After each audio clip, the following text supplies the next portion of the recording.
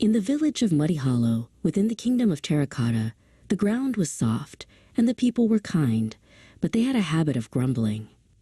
Elias, an old traveler with a robe made of layered blue clay tiles and a hat like a twisted seashell, sat peacefully by the village well. He watched the world with eyes made of polished black beads. Two villagers, Bram and Mira, stood by the well with their empty clay buckets. Bram pointed a finger at a wobbly clay bridge that crossed a nearby stream. "That bridge squeaks every time I step on it," Bram complained, his face pulled into a frown. Mira sighed deeply. "It makes my ears ache just thinking about it." Elias listened quietly. He had been in the village for 3 days, and every single morning, Bram and Mira said the exact same thing. They pointed at the bridge, grumbled about the noise, and then sat down to rest, leaving the bridge exactly as it was, cracked and noisy.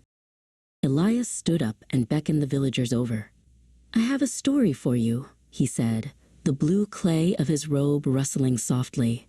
He told them the funniest joke they had ever heard, a silly tale about a clay chicken who tried to walk across a very sticky puddle of fresh glaze. Bram and Mira burst out laughing. Their clay faces stretched wide, and they doubled over. It was a wonderful joke, and for a moment, they forgot all about the squeaky bridge and their sore ears. They laughed until their clay sides ached, enjoying the bright morning sun. Once they stopped laughing and wiped the joy from their eyes, Elias cleared his throat. He looked at Mira and told the exact same joke again, using the same funny voices. This time, Mira gave a small, polite smile, but she didn't laugh. The joke was still good, but the surprise was gone.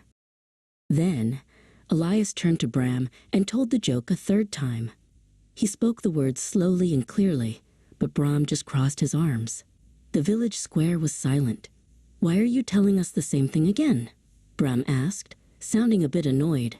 "We already heard it." Elias smiled gently and turned back to Mira. "You can't laugh at the same joke over and over again, can you?" he asked. Mira shook her head, her braided clay hair swaying. "No," she admitted. "It stops being funny when you've heard it a dozen times." "Exactly," Elias said. "So if you cannot laugh at the same joke forever, why do you cry and complain about the same problem every single day?" Bram and Mira went very quiet.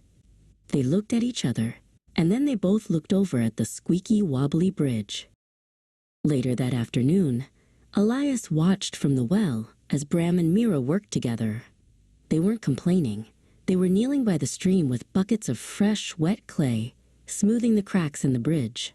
Elias smiled, knowing that the best way to end a grumble is to start a project.